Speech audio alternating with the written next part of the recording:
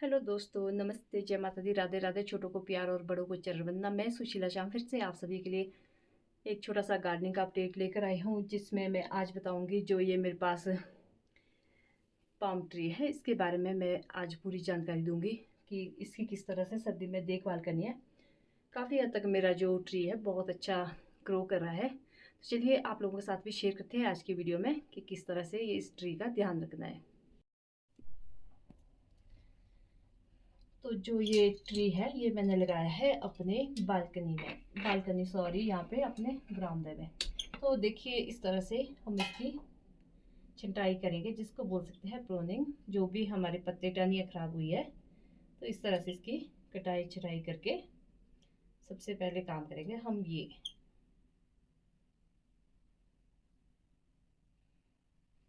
और ये देखिए ये वाला पत्ता मेरा येलो येलो हो रहा है, तो हमें इसको अच्छे से इसकी छंटाई करनी है।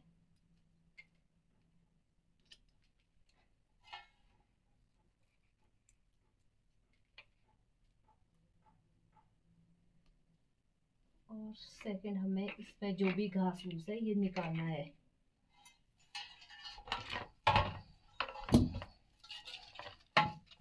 कचरा कचरा फैल जाता है। तो क्या है कि जो ये पाम ट्री होता है ये होता है जैसे कि नारियल का पेड़ है, उसी फैमिली से आता है। तो देखिए इसके पत्ते भी बिल्कुल नारियल के जैसे होता है, पर इसमें फल नहीं लगते हैं। ये जो हमारे यहाँ पे सबसे बेस्ट है कि हमें ये ऑक्सीजन देता है, तो इसलिए हम इसको अपने घर में लगाते हैं, अपने गार्डन में। अपने वैसे इंडोर प्लांट है, हम घर के अंदर ही लगाते हैं ताकि हमें ऑक्सीजन मिले बहुत ज़्यादा। तो हम जैसे कि आप देखते हैं कि समुंदर के किनारे जो नारियल के पेड़ होते हैं, तो जो समुद्र का खारा पानी होता है उसकी वजह से वो बिल्कुल हरे भरे रहते हैं। तो हमें इसमें सबसे पहले क्या देना है, सिर्फ मात्र 2-3 रुपए की चीज़ वो डालनी है। तो चलिए मैं आपको बताती हूँ क्या डालना है। प्रोनिंग कर दी है, तो जो ज़रूरी थी वो हमने छंटाई कर दी है इसकी। जिसकी पत्तियाँ या टहनियाँ खराब है तो वो हमने काट के डाल दी है साइड में। तो देखिए जो हमें इसमें डालना है ये है मेरे पास सेंधा नमक। तो ज़्यादा नहीं डालना है, हमारे पास एक ही प्लांट है, तो इसमें डालना हमें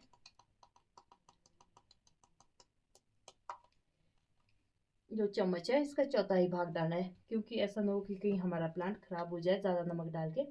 तो जितनी इसकी ज़रूरत है उतना ही हम इसमें डालेंगे। तो देखिए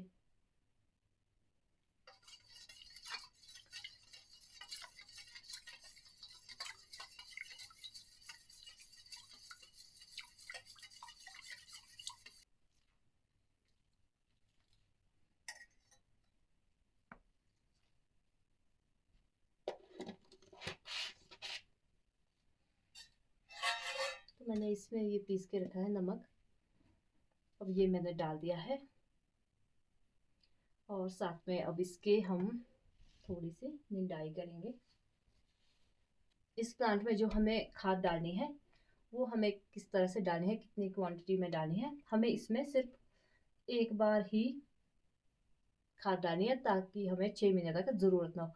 अभी दिसंबर महीना चल रहा है, तो मैंने ये नमक वाला पानी तो दे दिया है, तो खाद डालनी है हमें इसमें। तो मेरे पास है ये मिक्स खाद। तो हमें, तो देखिए मैंने सारी खाद मिक्स कर दिया, और इसमें सबसे ज़रूरी है नीम खली। जो नीम की खल है वो मैंने इसमें मिला दी है। तो सबको मिक्स करके अब मैं ये है जो पत्तियों से मैंने खाद बनाई है, और हमें इसमें केमिकल वाली कोई भी खाद नहीं देनी है।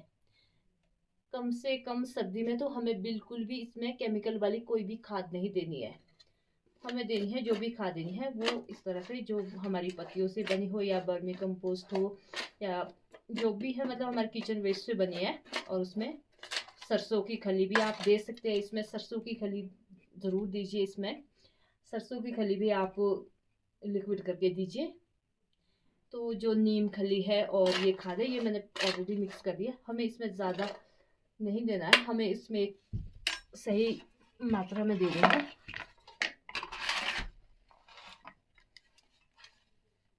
तो देखिए इतनी सी खाद देंगे हम, इसमें 6 महीने तक अब खाद की ज़रूरत ही नहीं होगी।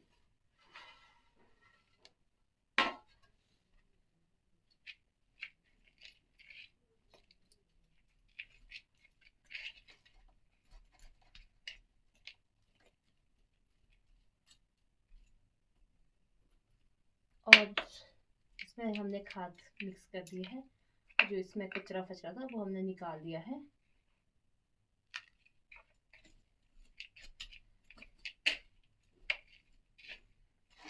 हम खाद को मिक्स करेंगे, जो हमने पानी दिया था सॉल्ट वाला उसमें हम मिक्स कर देंगे खाद को, या हम इसके ऊपर मिट्टी भर देंगे।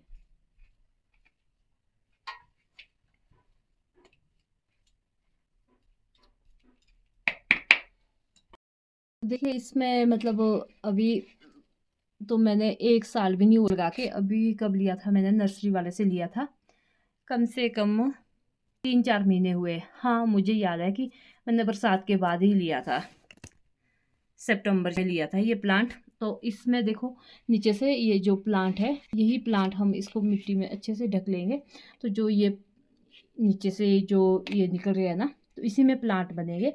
तो हम जब ये पूरी तरह से भर जाएगा हमारा गमला, तो हम इसको मल्टीप्लाई करके भी हम इसको दूसरे गमले में लगा सकते हैं। तो चलिए वो जब हमारे इस तरह से ये पौधा हो जाएगा कि हम इसे मल्टीप्लाई करें, तो हम ज़रूर वीडियो बनाएंगे कि इसे किस तरह से मल्टीप्लाई करना है। तो दोस्तों जैसे कि आप नर्सरी वाले से लेते हैं इस प्लांट को, तो वो हमें बहुत महंगा देते हैं, 350-450 तक का प्लांट देते हैं नर्सरी वाले। तो हम इसको मल्टीप्लाई करेंगे, जब ये पूरा गमले में भर जाएगा तो इसकी जड़ों से ही ये मल्टीप्लाई हो जाता है, तो हमें नर्सरी से लेने की ज़रूरत नहीं होती है। और एक चीज़, जब हम नर्सरी से प्लांट लेते हैं तो नर्सरी वाले हमें कोई भी प्लांट थोप देते हैं कि ये ऐसा ही होता है जी, पाम ट्री है, एरिका पाम ऐसा ही होता है, वैसा होता है। बट हमें देखकर ही एक चीज़ को फोकस रखना होता है कि हमें देखकर ही नर्सरी वालों से प्लांट लेना होता है। क्योंकि मैंने पहले भी एक प्लांट में गलती की थी, 2 प्लांट लिए थे मैंने ये, तो उसने मुझे ये ऐसे बेकार सा प्लांट दे दिया। एक तो मेरा ये देखो, चलो कुल मिला के ठीक ठाक है, इसकी केयर करती हूँ। सेकंड जो प्लांट है वो मेरा पूरी तरह से डेड हो गया है, बस उसमें ऊपर ही मतलब ग्रो ही नहीं हो रहा है वो, क्योंकि वो पहले से ही डिफेक्टेड था, तो मुझे पता नहीं चला। बट मैं अब यही बोलती हूँ सबको कि जब भी आप पाम ट्री या कोई भी प्लांट लो, सबसे पहले आप प्लांट पर फोकस करो कि जब आप पैसे दे रहे हैं, इतना पैसा दे रहे हैं, तो आपका प्लांट एकदम हेल्दी प्लांट होना चाहिए। क्योंकि हमें कई बार नर्सरी वाले ऐसे ही बेकार पौधे थमा देते हैं, तो हमें पहले पौधों पर ही फोकस देना चाहिए, उसकी जड़ें देखनी चाहिए। चलो जड़ें तो ना भी दिखे, क्योंकि अब क्या पता वो हमें तो वो गमले में मिलता है या किसी पन्नी के अंदर, तो इसलिए हमें जड़ें जुड़े तो पता नहीं चलता है। तो हमें इसमें पानी का भी सर्दी में ध्यान रखना चाहिए, पानी हमें इसमें दिन के टाइम देना चाहिए, तो जब हमारी बाहर से सूर्य की रोशनी पड़ी हो, ताकि हमारे पौधे को मतलब ख़राब ना हो। और साथ में पानी देना चाहिए रूम टेम्परेचर। ये देखो अभी बाहर धूप है, तो इसलिए मैं पानी दे रही हूँ। ये पानी देने का दिन का टाइम बहुत सही है, और यहाँ से देखो सनलाइट भी आती है। सर्दी में हमें सनलाइट की बहुत ज़्यादा ज़रूरत होती है इन पौधों में। जैसे ये पाम प्लांट भी है, पहले मैंने ये ड्राइंग रूम में लगाए थे दोनों पाम, और ये जो दूसरा है क्रिसमस ट्री है, तो मुझे वहाँ पे बिल्कुल कोई भी अच्छा रिजल्ट नहीं मिला, डार्क सा लगा। तो इसलिए मैं इसको उठा के यहाँ पे बरामदे में लाई हूँ, यहाँ पे इनडायरेक्टली धूप है। तो फ्रेंड्स सर्दी में आप इसमें खाद का, पानी का सही ध्यान रखिए, ताकि आपके पौधे पीले ना हो और ख़राब ना हो सर्दी में, और साथ में ठंड से बचा के रखिए। और इसमें 3-4 घंटे डेली सनलाइट दीजिए, तभी हमारा पौधा अच्छे से ग्रो होगा। और मैंने जो नमक डाला है उस तरह से आप डाल सकते हैं, और तब ठीक होगा पौधा। ये पौधा नारियल की फैमिली से बिलोंग करता है। तो नारियल जैसे समुद्र के किनारे हमारे नारियल के पेड़ होते हैं, तो उसमें जब समुद्र का पानी आता है, खारा पानी, उसकी वजह से बहुत अच्छे ग्रो करते हैं।